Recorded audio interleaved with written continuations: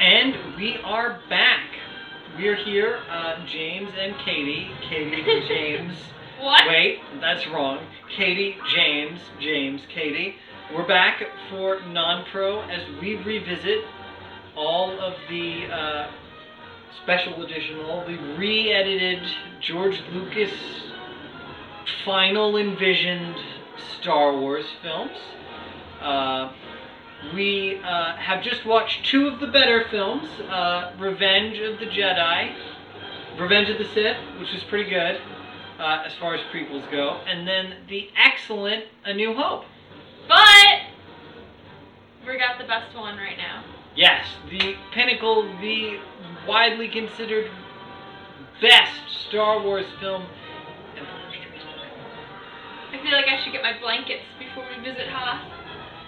It's not going to be about cold to get in cold here. in here. It's not going to be cold in here. So I'm excited, and we're gonna get this party started. So this is the first non-George Lucas directed Star Wars. That explains a lot. Irvine Kershner is the director. Irvin. Funny enough, he also directed RoboCop 2, Never Say Never Again, Eyes, The Last Temptation of Christ. That was the 80s one. That one's not that bad. It isn't. I'm sure this droid has a name, the droid that they drop on Hoth to spy on them. One of the villains' autonomous droids. Well, we have the action figure, the original do. action figure for that droid. Now, did the Jim Henson workshop or whatever make Echo 3 to Echo 7. the Tauntauns? I'm not sure. Because they look very, like the up close shot, they look very Henson-y. Ah! It's the Bumble! Merry Christmas, everybody. So no, the only Henson Muppet is Yoda, and it was designed and built by Frank Oz and a small personal team. Henson didn't have time for it. He didn't have time for Star Wars? He did not. He recommended Frank Oz as his other half. General, I gotta leave. I can't stay.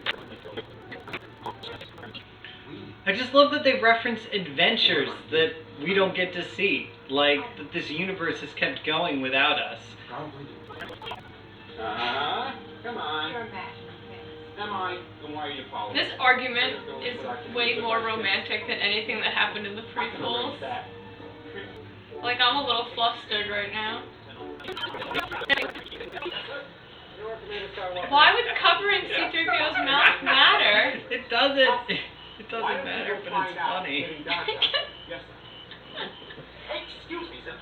What's going on? I guess the only reason would be His the only speaker speaker is is at in the tiny hole in his mouth. Some dummy must have designed him. I'll see you in hell. What a great line. I'll see you in hell is always a great line.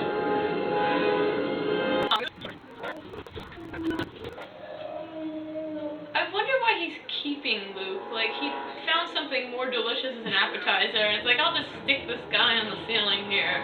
Well, I mean, it makes sense that you would store food for the winter. Look at how much energy it takes for him to get his lightsaber just from right there. And is this the first time we've seen Force movement? Right? So, assuming A New Hope comes first, like, Obi-Wan Kenobi doesn't use it. I don't think so. Vader uses it to Force choke someone.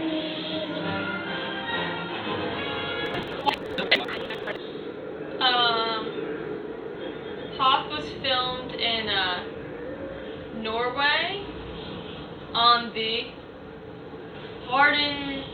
Hardangerkaluken Glacier.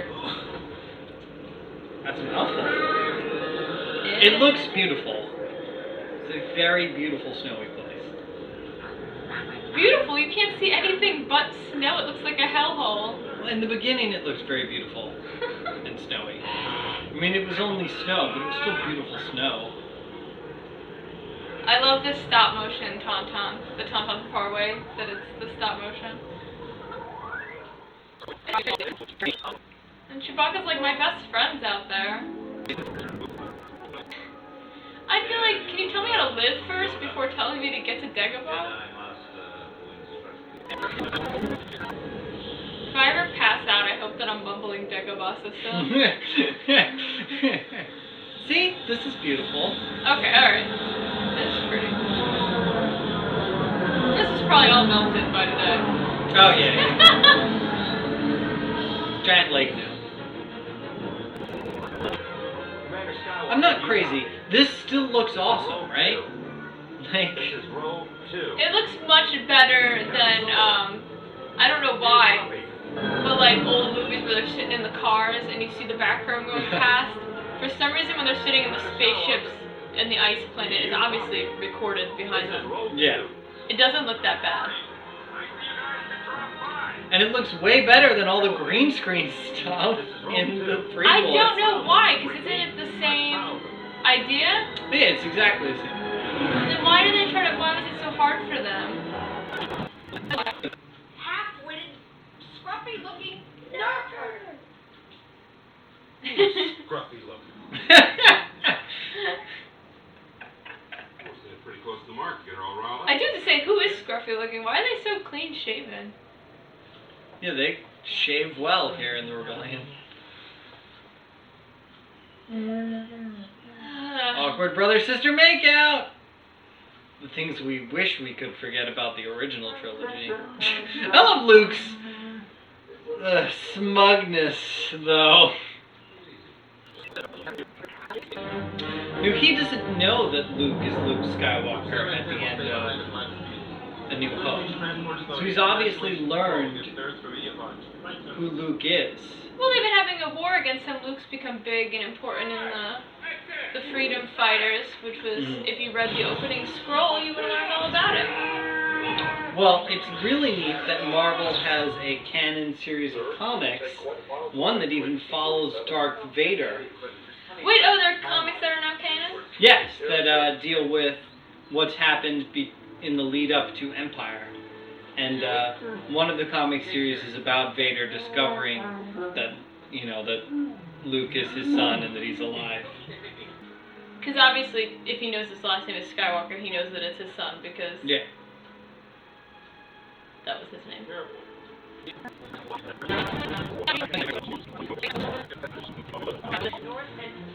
It looks great. Everything about this just looks wonderful. The photography is just beautiful. The practical effects are wonderful. It just adds so much, with every shot. How badly did you want to be in the Rebel Alliance? Oh, so badly. Yeah. I would have done anything when I was a kid to be in the Rebel Alliance. And I mean, I was, when I played with my toys and my Legos and Star Wars, and then Paul and Chris, they always needed to be the Empire. They were always in control, always the bad guys. You had friends who wanted to play the Empire? Yeah. I had friends who loved being the bad guys. You should have questioned them. I do to this day. Did I tell you one's going to become a doctor? I'm terrified. Rebel ships are coming into our sector. Good. I know what you mean. Rest in peace, Dak. Spoilers. But at least I remembered he died, so I won't be upset and surprised like R4. No, R4! Don't make fun of me. I want to know why these people in this galaxy far, far away seem more advanced than us in technology in a lot of ways. But then for some reason, their zoom on their little, binoculars is really just terrible quality. Like, space travel, great. Good binoculars? No, we can't figure that out.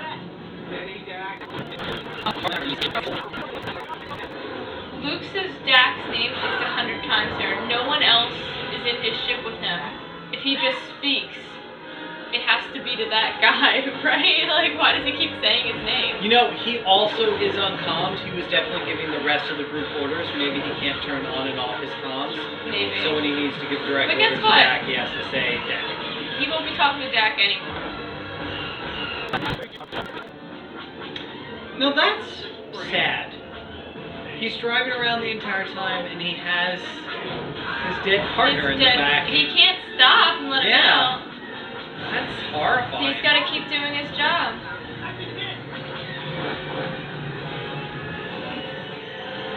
And also, he hasn't been able to turn around to take vitals. I think he even says his name right there. He's not sure if Dak is dead. Yeah. Oh yeah, he turns around. He checks Dak right here. He's like, nope, Dak's obviously dead. Time to go. He tries to take him out. And now he's a pancake. C-3PO is literally just standing still panicking. He's like, I can't panic any more than this. I have limited movement, but I assure you I am in a panic.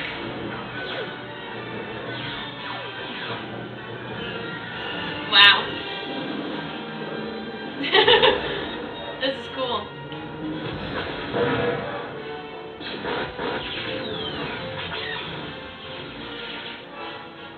I still don't really understand what Luke does here. He puts a bomb in it. He put like a grenade in the engine or whatever. Then why does the head explode? It causes a chain reaction of some sort. I don't know, it looks cool. Yeah, everyone else is like, while it's being attacked, and Darth Vader just is like swag. He don't care. So, I love everything about the Battle of Hoth. Oh yeah, it's very exciting. Everything looks cool. And it's so amazing. And I love that, like, in all the Star Wars video games, you get to play it, and it just... Oh, that's always the highlight of the games. Oh yeah, getting to play the Battle of Hoth is just incredible. I mean, Hoth is definitely the best.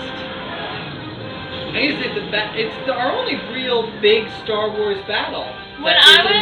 Isn't a Death Star. When I was like really little, because I've seen these movies since I was like way too young. In my brain, I remember thinking like everything that happened on Hoth was like its own movie. Like there was a movie that only took place at Hoth, but it's really only the first like 10 minutes of this movie. I also love the opening battle, the quick quips between the characters. Like we're already back in, we know our friends, we know where they're at in their relationships. Yeah. You know? Well, and Empire does a really great job at that. It doesn't really introduce a lot of new characters. It introduces a lot of assumed characters, other Rebel Alliance soldiers and things like that. Our only other character of meaty importance will be Lando, and we meet him halfway through the movie, you know? And he's already mentioned the bounty hunter that's after him. Right. Harrison Ford is great frustrated yelling. Oh, yeah. Harrison Ford might be the best actor at acting frustrated.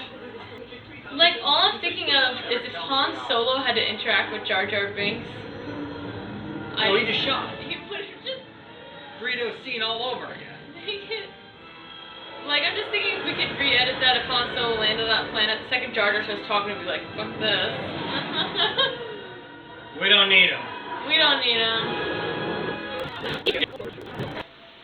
I just love how memorable the places are in this. Oh, yeah. Hoth, Dagobah, the asteroid. I feel like I remember everywhere they go. Cloud City. Cloud City is amazing. And I mean, I feel like they just set up for playing when you were a kid. Like, you were playing in the snow, you were on Hoth. we used to play down by the stream where it was all like muddy and stuff. I was on Dagobah. I'm running through the woods. I'm on Endor. You know, like it's just. Well, and think about so many of the things that we think of as iconic Star Wars. They're not really from A New Hope. They're from Empire. I feel like our heroes are also the only group of characters that care this much about their droids.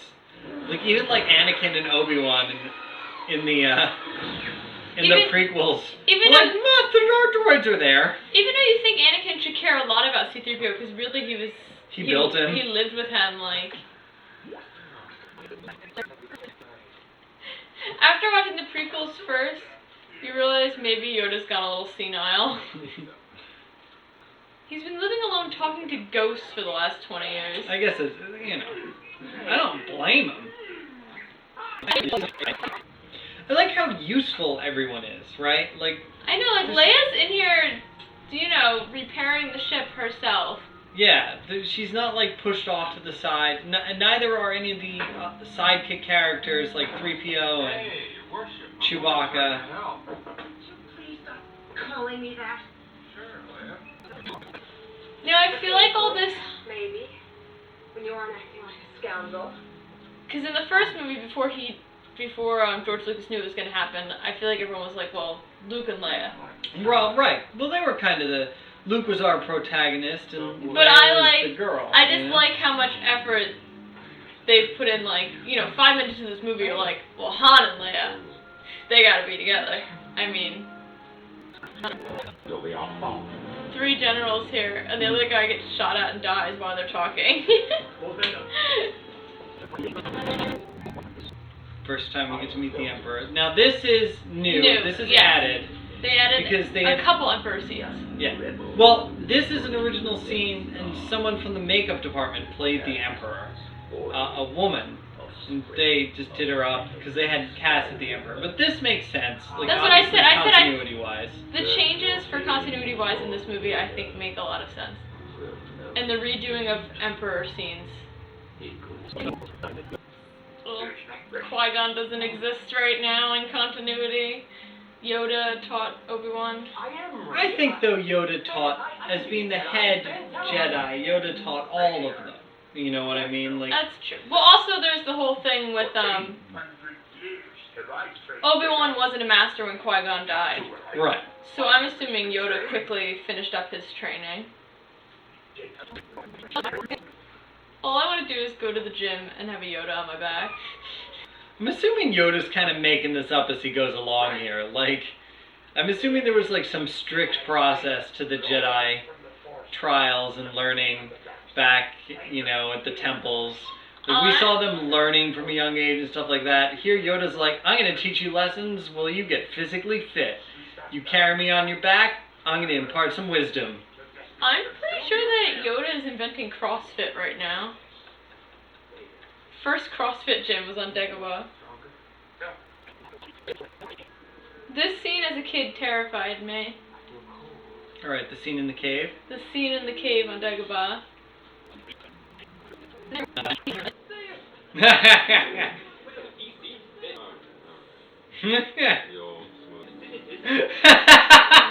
No one cares about C-3PO. People are droid races. So, something I know about Cloud City is a lot of these windows are added. Really? Yeah, a lot of the windows to the outside were just blank walls. How exciting is that if you don't know? There is another. Exciting. Well, alright, so can we talk about that scene for a second? So we know how this works out in the future, right? We know that despite everything, Han and Leia they don't die, right? And is Luke able to save them at all? I don't even think they run into each other, they save Luke. Yeah. So, everything would have been okay if he just didn't go. But he doesn't give in to the dark side. He trusts in his faith, and we see that Luke is stronger than his father was. His father was, right. His father, we wanted him to fulfill the prophecy or whatever nonsense. The Jedi were doing okay. There was diplomatic tape, there was maybe future disaster they were sensing. But literally, Luke and the other person we don't know about yet is the only chance of the Force and the Jedi continuing. So it is important to them that he doesn't mess this up.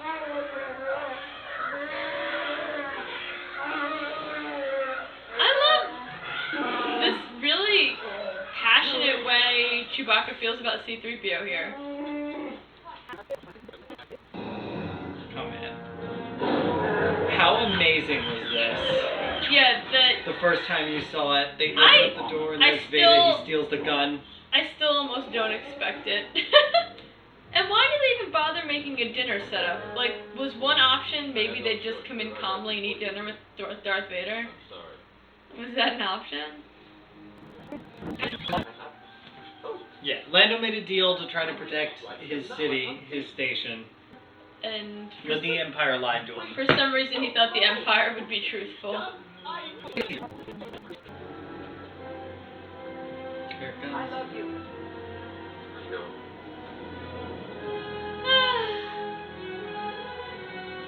Everyone knows the story of the I know line. Right, it wasn't what he was supposed to say, right? No. He was supposed to say something, well, like I love you too, or some long-winded bullcrap, but Harrison Ford was like, I'm Han Solo. That's not how I roll. I don't think I was mentally prepared for this. Like, I knew they were freezing him, but I was like, oh, well, he'll be fine. But I wasn't expecting to look like he looks like he was in pain, like this was a horrible thing.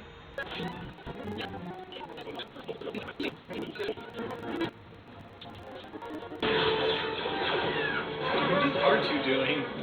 Dancing in the middle of the gunfire. Look, I'm pretty. I mean, I know Darth Vader's better with the Force than Luke, but I mean, it can't hurt that Luke is a lot younger and spry. Not living in a body full of borrowed time without two robot legs and two robot arms. Probably helps when you're... Probably doesn't have complete upper respiratory failure. And probably helps when you're doing backflips in there. At this point, like, when Luke loses his hand, he instantly goes from, like, farm boy to man.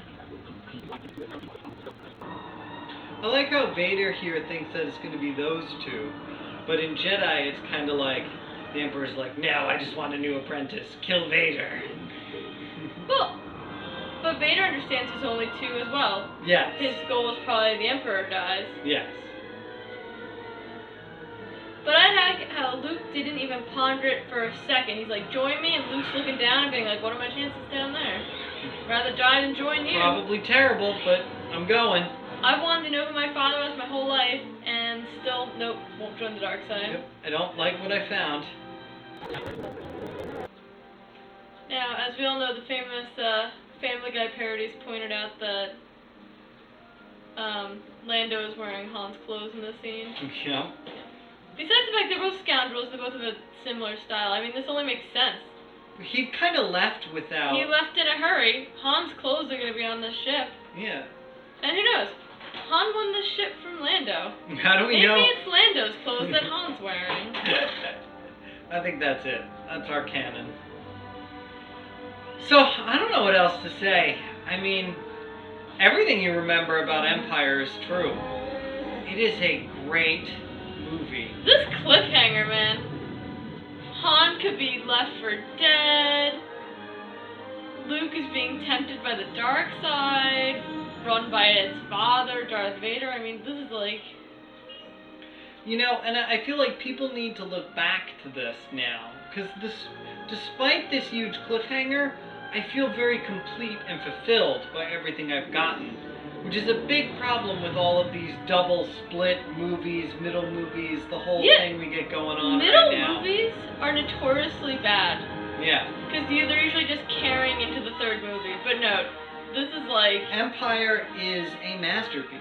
It is a masterpiece of filmmaking. I would have gone crazy if I saw this and the last one wasn't ready to watch yet, I'd be like, oh my god, that movie just ended and Han Solo's not even with them. Like I said, I don't know much more that I can add. Empire Strikes Back is everything you remember. It's a fantastic movie. It's worth all the time in the world. The pacing is great. It felt like we only watched that for 20 minutes. Yeah, I can't even imagine. It's been almost 2 hours, and it's just... Did not feel that way at It's all. over already? Yeah. There's at no point where, you know... There's no point in it where you're going to go, ah... You know, like, there's no groans, there's no cringes, nothing. It is There's perfect. even barely any shenanigans. Yeah, and the little bit of shenanigans that are there are fun. Not bad. Yeah, I'm kind of sad. No wacky aliens. And they really only added a couple continuity sake things. Nothing... No, like, why is that there? It's perfect. Yeah. But I'm so ready to watch the next one. Yeah. Me too. We'll be back with Return of the Jedi.